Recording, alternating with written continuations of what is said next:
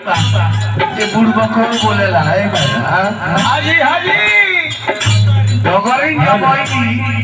आज बबुआ के देखली टका को रे सके बबुआ बनाओ ए उत्तम शर्मा जी